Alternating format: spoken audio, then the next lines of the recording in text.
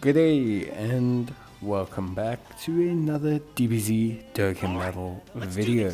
In this video we are going to be taking a look at how you can complete the Super Class Challenge against Syn Shenron. So this is obviously the mission requirement to use one physical unit, one super tech unit, one super AGL unit, one super int unit, and one super strength unit. So overall, a pretty interesting challenge. Obviously, mission challenges for stages are good. They always add in some increased, replayability to the stage. Gives you a reason to try a different team build. If you're someone like me that uses the Ginyu Force for everything, you now have an excuse to go back and try and beat the stage with an actual category that isn't just a broken team. So it's pretty fun. It is obviously quite challenging for a lot of people, so it's always good because it also allows people to show a whole bunch of different team builds that essentially could give some player an idea, maybe to beat the stage for the first time. Maybe you didn't think a unit would do as well as you thought it would. Maybe, you didn't think you would even use a unit. But hey, it's all pretty good stuff, and it all obviously helps out in the end. Now, in terms of my team, what am I using? So I will be using a Goku's family team. Pretty straightforward team build, to be honest with you. A relatively simple team build. I've used a very similar team for a couple other stages of Red Zone, especially the Wicked Bloodlines Red Zone stage. So it's a very nice team that does a solid job. I think also from a kind of like Red Zone perspective or a Syn Shenron perspective, I think it's obviously pretty solid. I think it does a good job. Syn Shenron / Omega Shenron is one of the stages that's, generally speaking, decent in terms of the way it's constructed. So the beginning is possibly the most frustrating part of fighting Omega Shenron, because he will lock characters in place and seal characters. From that point onwards, it gets progressively easier, easier in inverted commas. You regain a lot of your player agency. So even though obviously it is still a very tough and very hard-hitting event, it's not so bad. Because of the fact that you regain all of that agency that you wouldn't have got, in some other events. Like, I always look at Tech Bojack as kind of a good example of a unit that can be really irritating. Shenron is not really like that. So, in the beginning phase, he will change key spheres. He will stun you. He will lower your attack and defense. He will also seal you. A good way to counteract him is to stun him back. The Goku's family team that I'm using does a great job of this, because we have quite a few stuns on the team, and I'll run through them when we go through the units. But we have the Xeno Goku, and we have the double strength Goku Gohan exchange units. So we actually have a pretty solid kind of basis to keep him stunned up, which is very, very good. Then of course, when you move on to the second phase, the strength phase, he will just change key spheres and you can evade attacks. It's nothing too crazy, generally speaking, you're quite fine. And then the final phase, he can evade you, he'll change key spheres, and of course, he does his countdown to his very big super attack. It's not the biggest issue. We'll have units that can deal with it. We will take a lot of damage, but the biggest or the best way, so because Omega Shenron works on a 2-turn timer, in his third phase, at the end of every second turn, he will fire his super attack, roughly speaking. When you build your team, if you have 1 or 2 units that can alternate in that third slot and take the damage, generally speaking, all the rest of the team has to do is survive normals, because there's no chance of them getting super attacked, which is quite a significant thing to understand. You know what I mean? It's quite a significant, I want to say it's quite a significant aspect of this fight.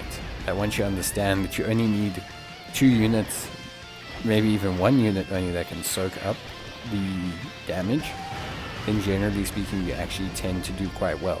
Because once you get through the first 2 events, you can generally heal up enough with how high the defenses are on the units that can take normals.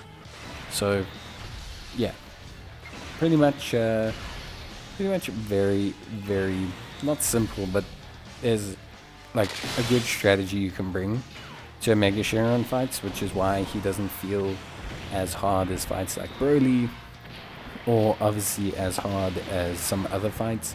Generally also as well, evasion works quite well here, because your units can evade the whole way through the event, and that's generally quite reliable on the surface level of things. So yeah, Goku's family team does a pretty good job. We will talk through the team now and just discuss it a little bit, and why I chose certain units, and why basically I decided to run Goku's family. So yeah, obviously, yeah, Goku's family is a pretty strong category. I think it's a category that always regularly gets buffs, so it feels like a category that's always kind of on the cusp of being one of the better teams in the game. In terms of overall build here, I went with, obviously, as you can tell, the double strength Super Saiyan Goku, Super Saiyan Gohan exchange unit. Generally speaking, the premise is quite simple. Goku's very effective in the beginning stages. Because of his ability to stun, he's super duper helpful. He really is quite strong in the Int Omega Shenron phase, and his defense as Goku is more than enough realistically to hang on well into the strength phase of Omega Shenron. Now you don't need to do too much with him. Once you have the option to exchange into Gohan, you can elect to do so. I generally do. And Gohan, obviously very good. Only thing you do need to do is you need to make sure you prioritize placing him where he's going to be able to take a lot of attacks. Generally speaking, I suggest doing this as well during the strength Omega Shenron phase, because you'll avoid a lot of damage. Gohan's defense does drop a little bit until he's been attacked multiple times, so you do kind of need him to be able to take those attacks without dying. Gohan obviously very, very solid as a unit, and his great chance of evading enemies' Ki Blast super attacks is very, very helpful in this event, because all 3 phases of Omega Shenron are Ki Blast based super attacks. So that's why I went with them as the lead. I think them and other Gohan, or Goku Gohan as lead, is obviously just very, very good.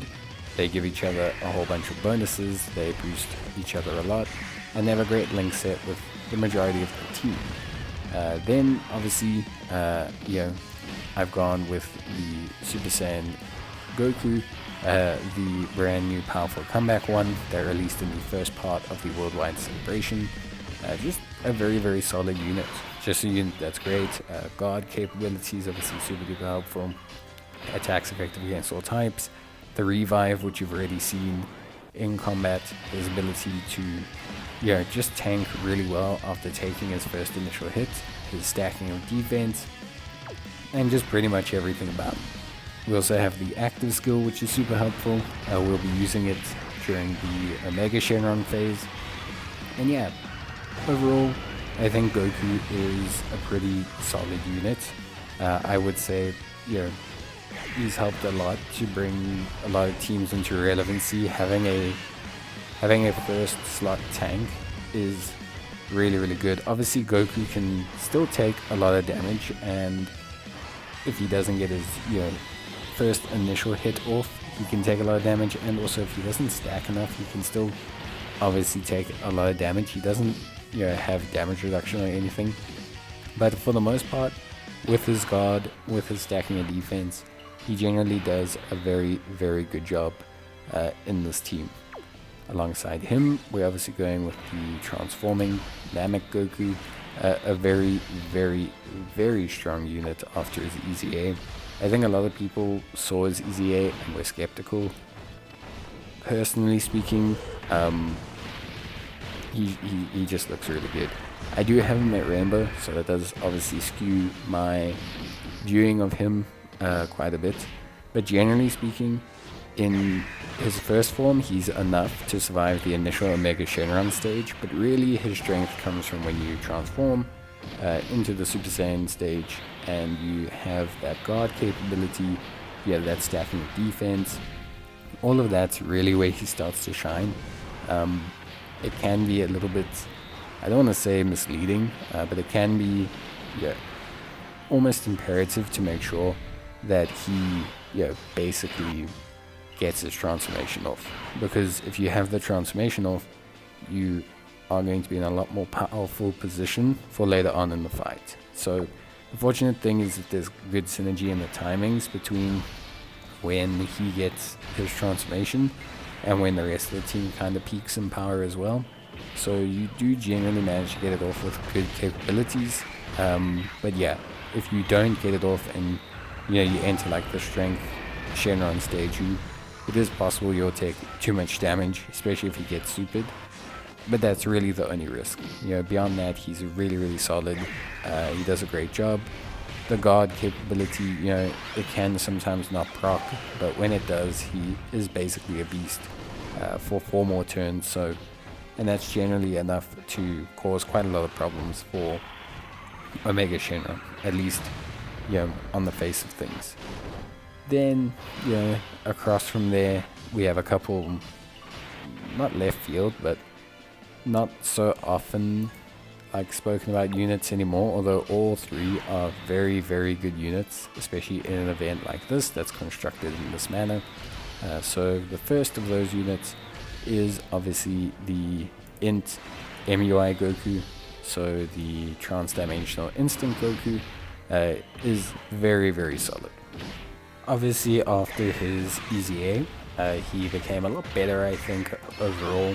150% attack and defense, raises his attack and defense on his super attack.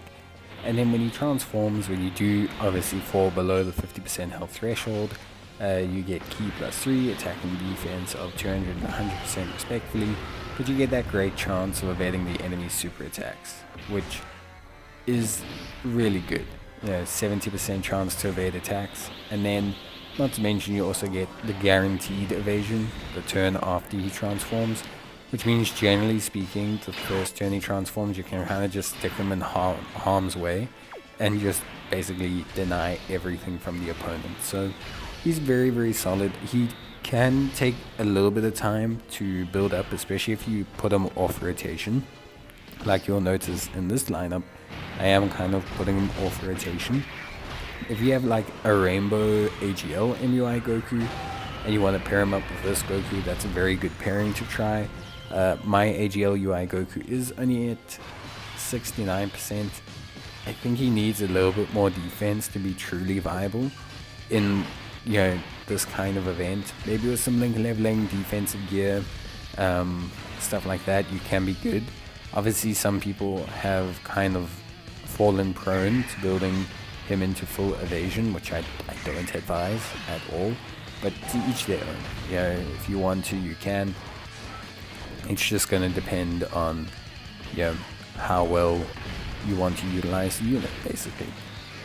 In terms of the other 2 units, we have obviously Gohan Kid, very, very solid unit. Raises his defense, so that's always something super helpful.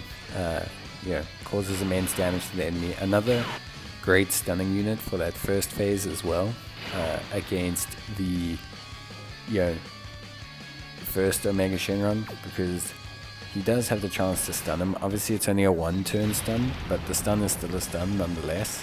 And you also have that active skill, which gives the Goku's family team a heal, which is something it really desperately needs. Not to mention it also boosts the allies' defense, it gives him guard for a turn.